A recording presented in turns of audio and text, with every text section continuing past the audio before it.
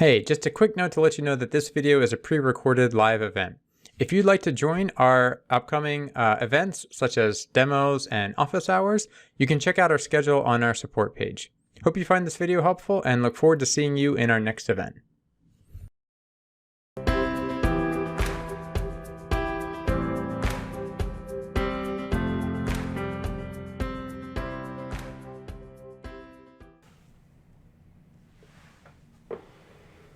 Peekaboo!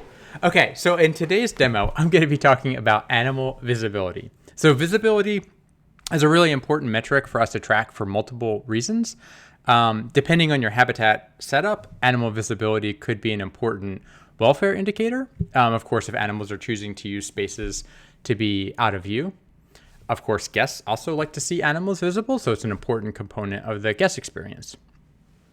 And you may also need to track visibility to offset other behaviors. So that's another common scenario there.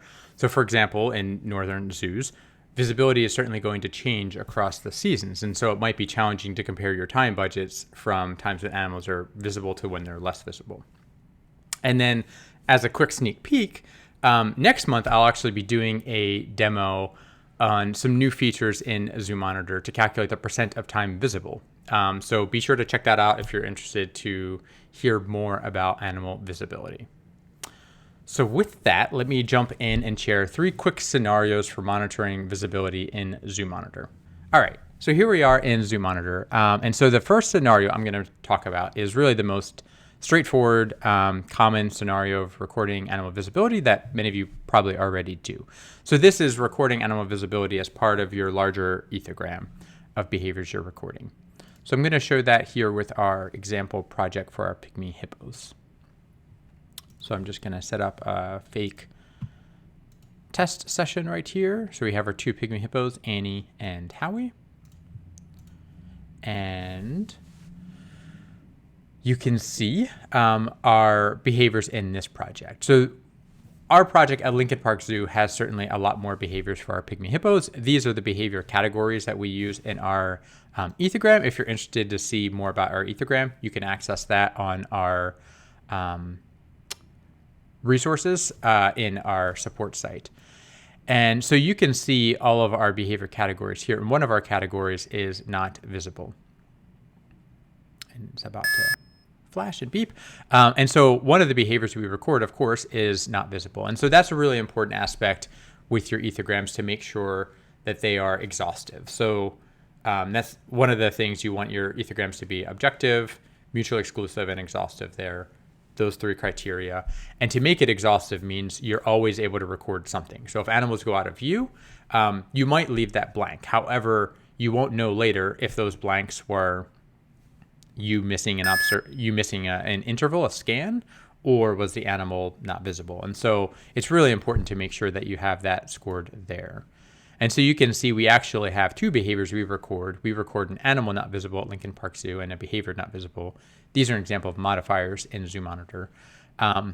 For us, the way we define these is animal not visible is completely cannot see the animal at all. And behavior not visible is you can see the animal, but you don't know what they're doing. This is just how we record it. You certainly don't need to do that. But the reason we do that is because on the map here, you cannot record when an animal is not visible, right? So you have to leave a blank on the map, which isn't, like I just said, isn't best practice to do. So if you are, it just beeped, the animal's not visible, you're not able to put a location on the map because you don't know where they're at. That's where you would record not visible. And so you do have in your exported data, you are able to look and see not visible was recorded, so you shouldn't have a location scored. Contrast that to another interval when you might have recorded locomotion, for instance, and then just had a blank in the map. And those ones, obviously, then you can be confident that you just missed scoring that space use data because you have a behavior. And so that's why we actually have the animal not visible and behavior obscured for us at Lincoln Park. So whenever animal not visible is scored, which is completely cannot see the animal and are not able to place their location, we would score animal not visible and then not put a dot on the map. But if you can see a part of their body but aren't sure what they're doing, we would score behavior obscured, and then we would place their location because you can at least be able to ascertain their location in the habitat. So that's a really common scenario for recording visibility in your project. And like I said, next month's demo, I'll be showing a way that you can use whatever your behavior that you're using to call not visible, whether it's animal not visible, behavior obscured, like what we do at Lincoln Park Zoo, or whatever term that you use, you would be able to tell ZooMonitor that this is the not visible behavior and use that to calculate % of visible time. So let me go through another example. So that's a common one right there. There's another one there too, though, about offsetting behaviors that I mentioned earlier. And so I mentioned the visibility aspect there. There's also another component of recording continuous behaviors that makes it important to score visibility. So this is a project here with our penguins that I pulled up. So we have just a few of our penguins here. And then I have this continuous channel and this all occurrence channel. So let's say we're watching Ajay, or one penguin, and at the start of the session, Ajay is visible. If Ajay were to go not visible, you can see I can just toggle these. This is recording visibility as a continuous channel here of how much time are they visible. And then if Ajay comes back and is visible, you can easily toggle it back to visible. The reason this is important is that for, in this case, for these all occurrence behaviors, these social behaviors, affiliative and agonistic interactions, they could be happening, obviously, when the animals are not visible, right? So if the animal is going into a not visible area, be that they're off exhibit space or somewhere in the habitat that you can't locate them, you would still want to know the amount of behavior that they're doing when you can see them, because they could be doing that behavior when you can't see them. And so generally, and like I mentioned with the % of visible time earlier, that's an offset for interval data. With the rate, you would want to calculate what is the rate, or for all occurrence behaviors, you would want to calculate what is the rate of time that they're doing the behavior out of the visible time.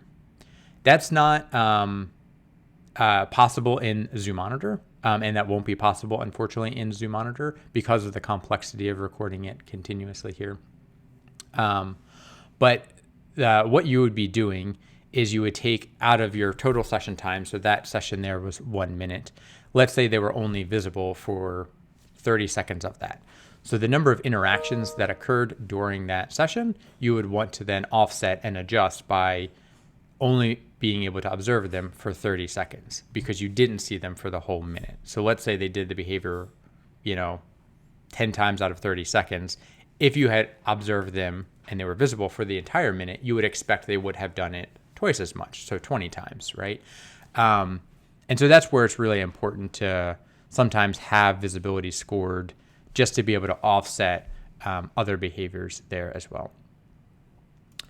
And so the last kind of scenario that I want to talk about here is if you are interested in doing more of like a general visibility survey of multiple species. So you're not recording multiple behaviors. You're just interested in animal visibility, but you're interested in that kind of more systematically across multiple, for multiple habitats. The best way to do that, so with your projects, you could certainly do that. However, I think the best way to probably set up a project like that is with the surveys module here. And so I'm just going to show a quick example of what that kind of general visibility monitoring project could look like here. So you can see in this example project, I have a few different species set up here. So our lions, hippos, red river hog, and snow leopard. And so as you walk around the spaces, the basic methodology here would be you'd walk up to the space, and the moment you arrive at the habitat, you would take a note of who is visible in the space and who is not visible. And then you'd be able to score that in ZooMonitor. So let's say you walked up to the pygmy hippo habitat, you'd be able to easily click Howie is visible and Annie is not visible, and then save that. And then let's say the next space you walked up to is red river hog, you could easily click that and pull that up and score these individuals as well. So this is a nice way to set up kind of more that walking transect sort of approach to score visibility more generally across a lot of spaces and not just a single habitat. So those are just really 3 quick ways to record animal visibility in ZooMonitor, and I hope that helped. And of course, if you have any questions, feel free to always email me at zoomonitor@lpzoo.org. All right, thanks for watching. Hey, thanks for watching. If you liked that video, be sure to hit the like button and subscribe to our channel to be notified when we release more videos. If you have any questions about ZooMonitor, you can always feel free to contact us at ZooMonitor@lpzoo.org. Thanks.